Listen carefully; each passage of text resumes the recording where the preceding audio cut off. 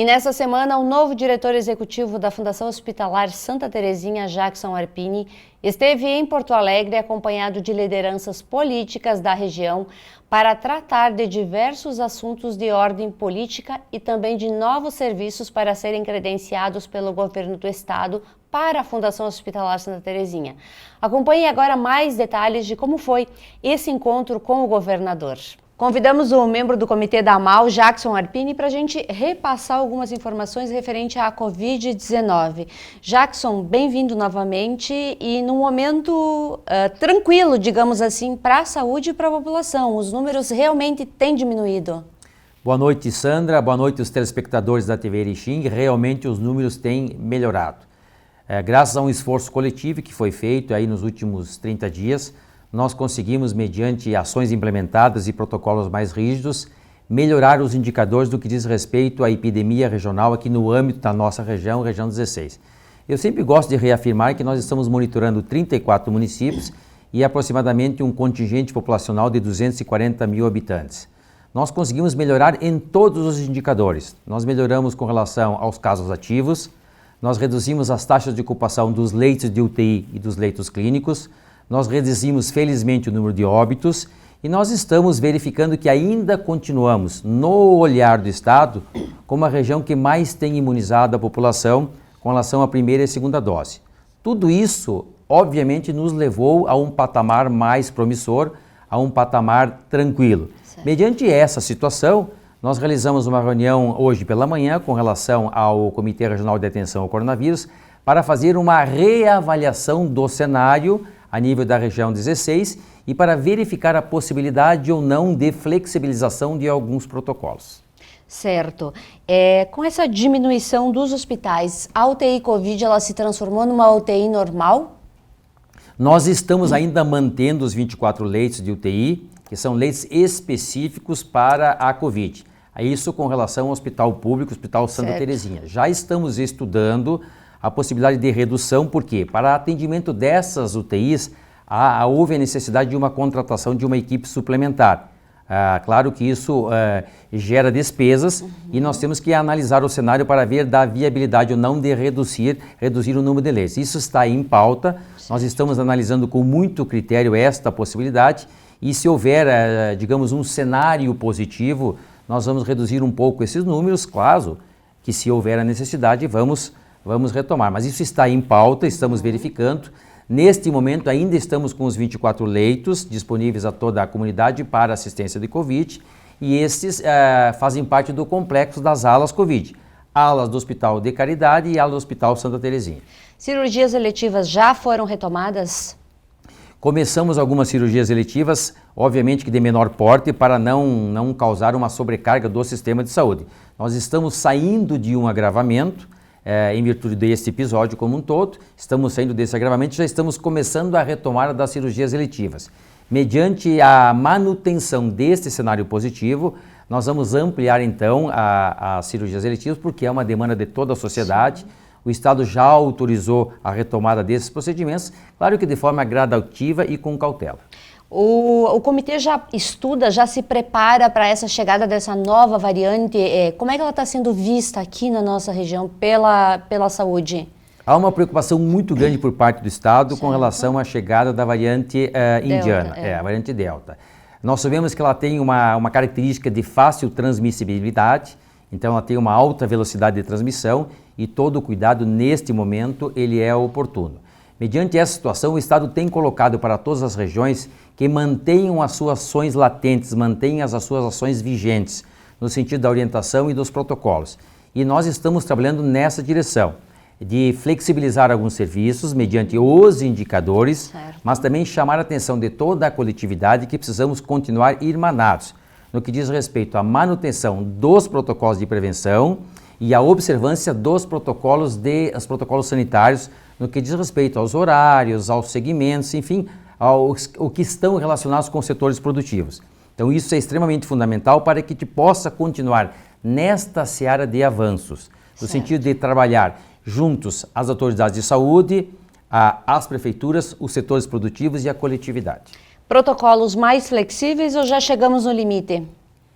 Não, nos reunimos hoje pela manhã, Sandra, e vamos flexibilizar, até porque o Estado já tem protocolos variáveis mais flexíveis do que os nossos.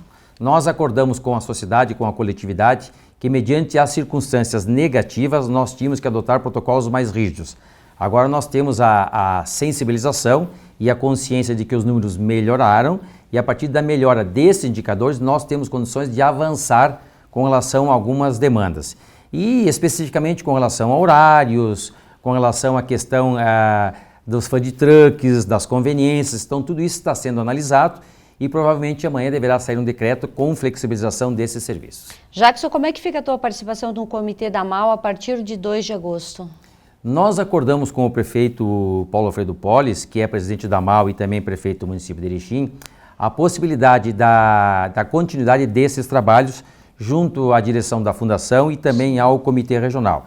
Claro que com relação ao comitê regional, com um tempo um pouco menor, porque o foco passa a ser as ações do Hospital Santa Terezinha e todos são sabedores lá que há uma demanda gigantesca, é uma instituição que está em plena movimentação, tem uma demanda diária de serviços, tem uma questão referente a obras, a contratualizações, enfim, uma gama de ações que devem ser continuadas, tendo em vista que nós vamos suceder o Rafael Ayub e nós temos que dar sequência àquilo que estava em andamento. Dentro das possibilidades, nós vamos manter as duas atuações junto à Fundação e junto ao Comitê, até porque a Fundação tem assento no Comitê Regional. Certo. Então, hoje, pela reunião, acordamos isso com os integrantes do Comitê, da possibilidade de mantermos essas duas atuações, obviamente entendendo que os integrantes vão dar a sua contribuição, é um comitê extremamente comprometido, é o mesmo comitê que foi constituído desde março de 2020, todos são conhecedores da matéria, todos são entendedores e nós temos condições de fazer um trabalho em conjunto sem problema algum. O nosso município, a região aqui da MAU, tem recebido uma dose razoável semanal de vacinas. Será que até setembro a gente consegue chegar aos 18 anos? Há uma expectativa, que foi colocada pelo próprio Estado, quando nós estivemos em Porto Alegre na semana retrasada, junto ao gabinete de crise, de que até o final de agosto, no mais tardar setembro, toda a população alvo seja imunizada com a primeira dose. O que nós estamos verificando na prática, e isto é verdadeiro, que nós estamos recebendo lotes regulares toda a semana. Então isso tem possibilitado a ampliação da cobertura vacinal, tem possibilidade da ampliação da campanha nacional de imunização contra a Covid.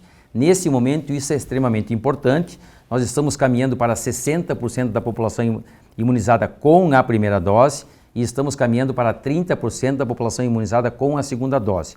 No contexto de enfrentamento do processo pandêmico, isso é extremamente expressivo, aliada com a prevenção. Sempre tenho manifestado que a união de esforços da prevenção, observância dos protocolos e a imunização vai nos levar a um patamar mais promissor.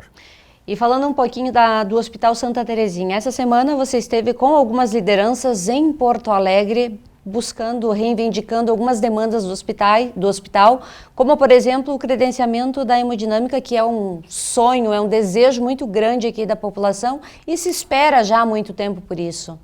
Sendo importante colocar que essas demandas já estavam em curso, apenas nós estamos dando continuidade ou talvez acelerando as negociações com o governo do estado no intuito que isso ocorra o mais rápido possível. Então nós levamos novamente essa demanda ao governador, no entendimento que a nossa região, a região do Alto Uruguai, através do Hospital Santa Terezinha, pode colaborar no contexto de saúde pública do estado do Rio Grande do Sul.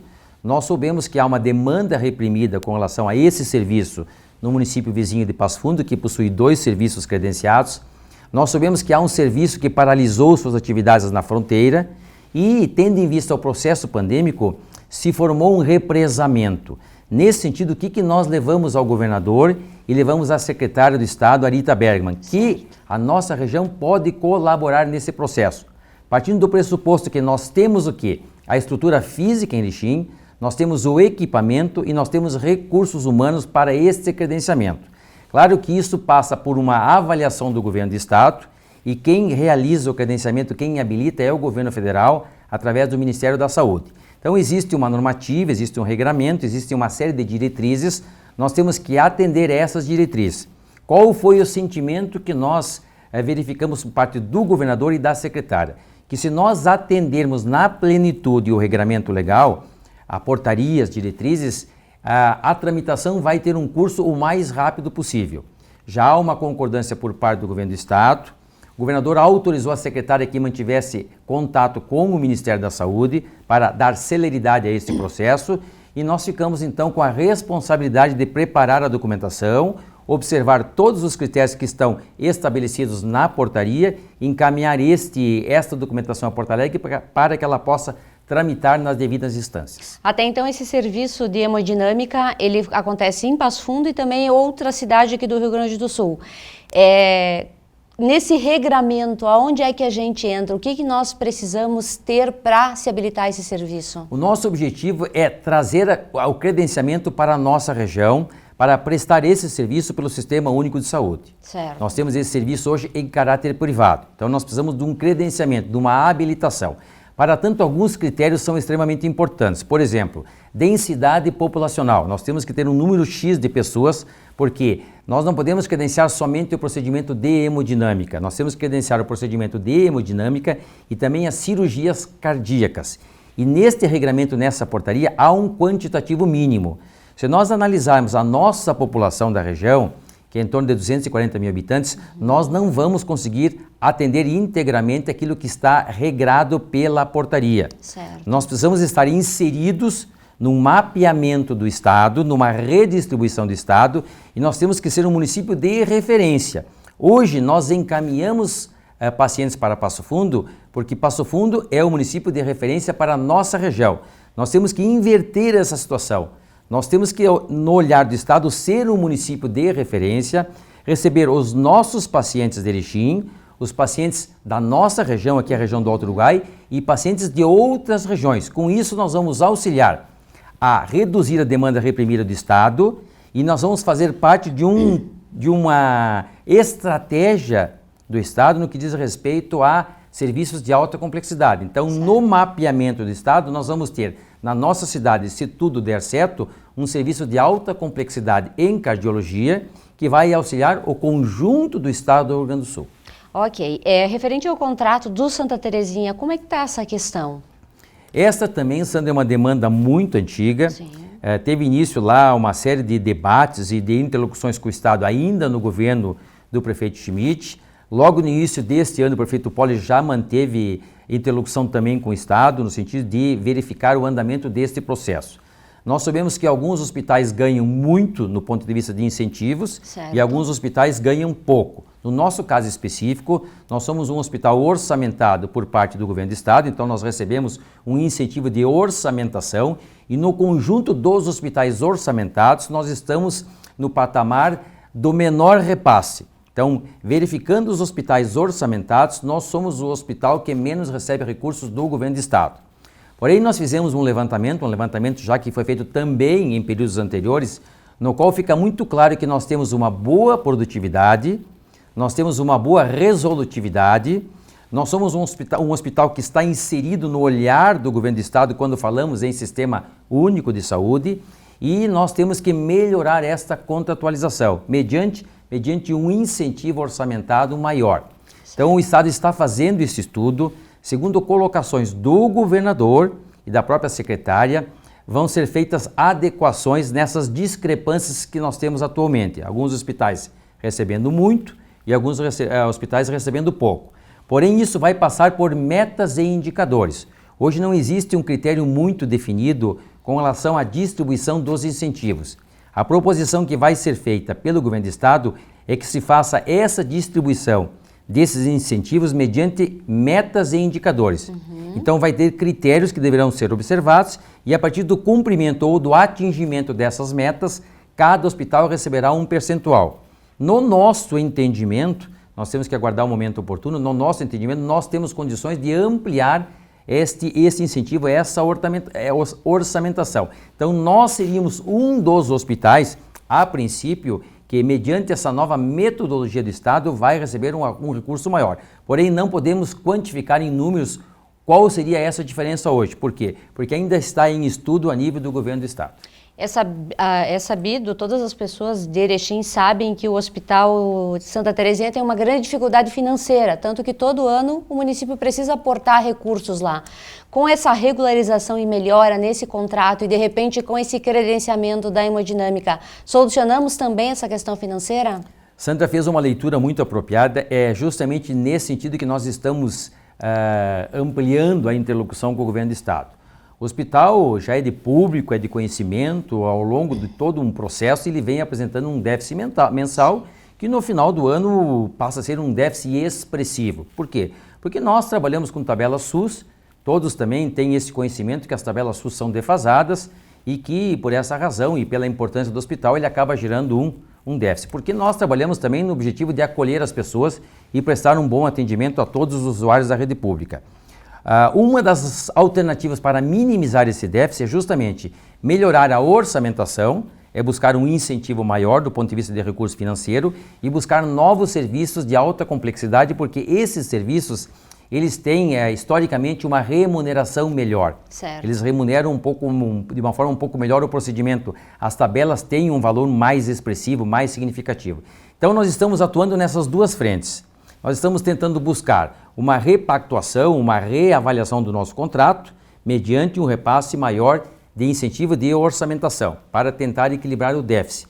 E nós estamos tentando buscar novos serviços de alta complexidade, e aqui eu faço menção à cardiologia e também à neurologia, para ampliar o repasse dos recursos que vêm do ente federal. Porque esses credenciamentos são habilitados pelo Ministério da Saúde e esses repasses são feitos pelo Ministério da Saúde.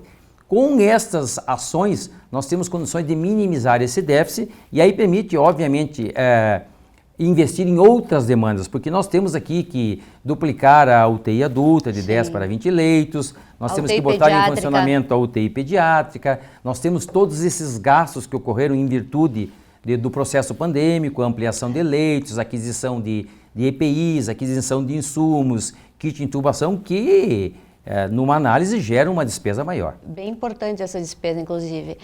O Hospital Santa Terezinha já há muitos anos tem sido ampliado.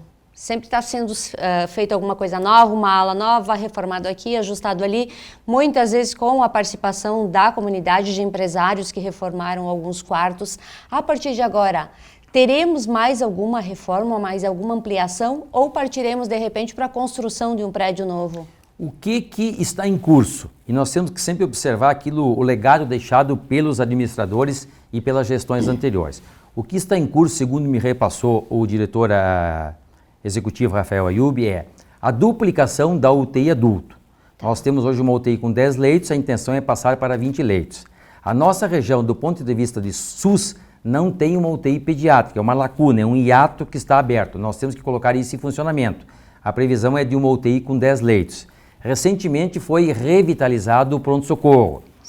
Você fez colocação com relação ao apoio da sociedade na reforma de vários leitos hospitalares, proporcionando então uma hotelaria melhor.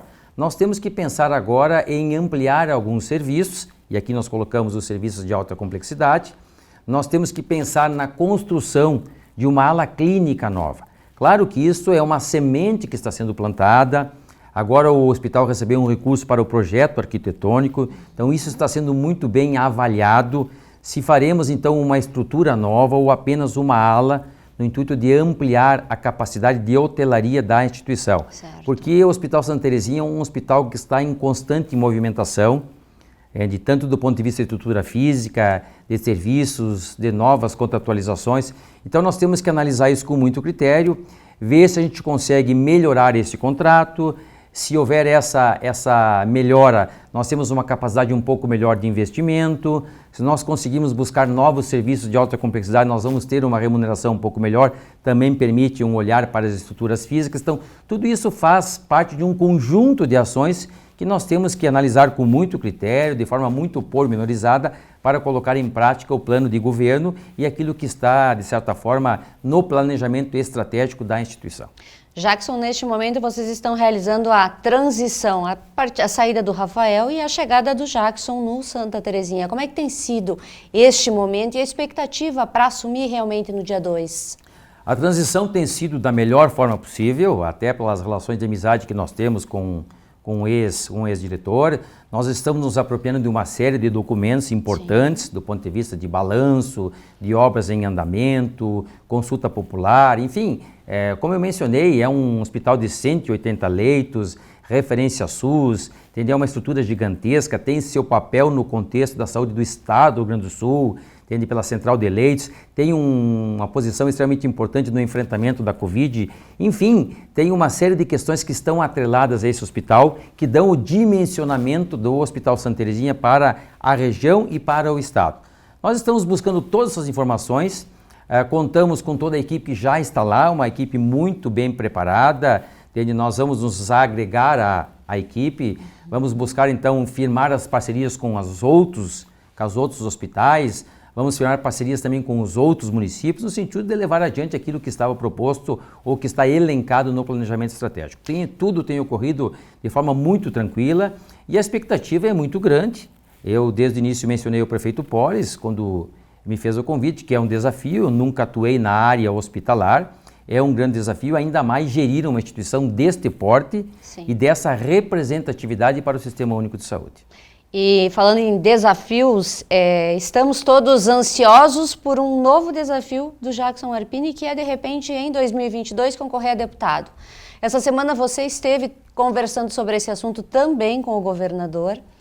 Como é que está essa situação? Vamos ter um pré-candidato a deputado federal? O que eu mencionei para o governador novamente fez um convite, inicialmente para entrar nas fileiras do PSDB, para agregar as fileiras do PSDB e depois para fazer um estudo de viabilidade ou não de uma candidatura. O que eu coloquei de forma muito tranquila, muito serena para o governador, que nós estamos iniciando um projeto que é gerir o Hospital Santa Terezinha, e aqui reitero, um hospital de uma envergadura gigantesca, de uma complexidade, e que o foco neste momento é a gestão do hospital. Certo. E que nós vamos analisar com muito carinho o convite feito, tanto pelo governo do Estado, como por representantes, deputados estaduais, pelos representantes aqui do PSDB da nossa região. Vamos analisar com muito carinho, vamos estudar e no momento certo vamos nos posicionar se vamos ou não partir para esse desafio. O foco neste momento, com muita tranquilidade, com muita serenidade, é gerir o Hospital Santa Terezinha, se integrar à equipe que está lá para conseguir fazer um bom trabalho. Mas lá no fundo, esse é um desejo do Jackson em concorrer a um cargo público, um cargo que de repente vai beneficiar muito a nossa região, porque até então a gente não tem um deputado lá em Brasília brigando por nós, que conheça a nossa realidade de hospitais, de escolas, enfim, que conheça a estrutura da nossa região. Qual é o seu desejo? Sandra, o que eu vejo? Eu acho que a nossa região ela tem contingente populacional, ela tem número de eleitores suficientes para eleger um deputado federal. Tá? Isso é uma questão clara. Nós temos um quantitativo de eleitores que permite eleger um deputado federal. Há muito tempo a nossa região não tem um representante na Câmara Federal. E nós ficamos na dependência dos parlamentares que têm uma interlocução com a nossa região e que vêm aqui, buscam votos e depois nos dão um auxílio. Claro que a partir do momento que houver um entendimento da nossa região, que nós temos condições de eleger um representante, estes valores, eles se aumentam de forma expressiva. E não é só os valores das emendas parlamentares, são as portas que se abrem em Brasília. A facilidade que nós teremos. Nós vamos estreitar distâncias da nossa região com a capital federal. A partir do momento que a gente tenha um representante da nossa região, tudo se torna mais fácil, as distâncias ficam menores, a capacidade de buscar recursos também fica muito mais ampliada. A interlocução com os ministérios em várias áreas, saúde, educação, infraestrutura, segurança, desenvolvimento, tudo isso fica mais fácil. Porém, há a necessidade que se tenha uma maturidade política a nível de região e que se tenha esse entendimento que nós podemos, com os nossos votos, eleger um representante. É uma questão de pertencimento. Nós temos que ter clareza que nós pertencemos a essa região e que a nossa região tem condições de eleger um representante e que esse representante, que vai ser o porta-voz da região em Brasília, vai trazer para o nosso universo inúmeros dividendos dividendos políticos, dividendos financeiros, ou seja, a região vai ganhar muito com uma representação a nível federal. É só olhar para outras regiões que têm representação política. Certo. Nós temos municípios do porte do nosso, entende? Nós temos regiões do porte da nossa que têm representação política e é só ver a facilidade na captação de recursos, na abertura das portas para uma interlocução com o ministro, na apresentação de projetos. Então, tudo isso fica muito mais fácil a partir do momento que a região tenha esse entendimento de pertencimento. Nós pertencemos aqui e temos condições de eleger um deputado. Então, para a gente finalizar, podemos manter essa esperança de ter o Jackson como pré-candidato? Eu diria que nós temos que ter um entendimento que a região pode ter um representante. Certo. Não necessariamente o Jackson. Nós temos várias pessoas qualificadas, nós temos várias pessoas que já manifestaram essa intenção. O prefeito Poli já começou na eleição passada a desbravar este caminho. A gente já teve uma iniciativa solo, a gente teve um bom resultado, ficou numa suplência. Então eu acho que nós temos que dar continuidade. Quem vai fazer esse papel, nós temos que sentar com todos os partidos, nós temos que verificar a viabilidade, nós temos que verificar os apoios, nós temos que ter uma aliança entre o setor político, com o setor empresarial e também com a comunidade, no intuito de verificar que a nossa região tem condições de eleger um deputado federal. E isso trará inúmeros benefícios para o Alto Uruguai. Jackson, obrigada pela tua presença mais uma vez e que seja um bom início de trabalho no Hospital Santa Terezinha e que o nosso hospital realmente consiga credenciar esses serviços. Muito obrigado, estamos trabalhando para isso, Sandra. A nossa intenção é buscar esta melhora no contrato e também novos serviços. E aqui também aproveito a oportunidade que estamos ainda diante do temido coronavírus. Não vencemos a pandemia, os números melhoraram. Precisamos observar todos os protocolos de prevenção e todos os protocolos sanitários. Obrigado pela oportunidade.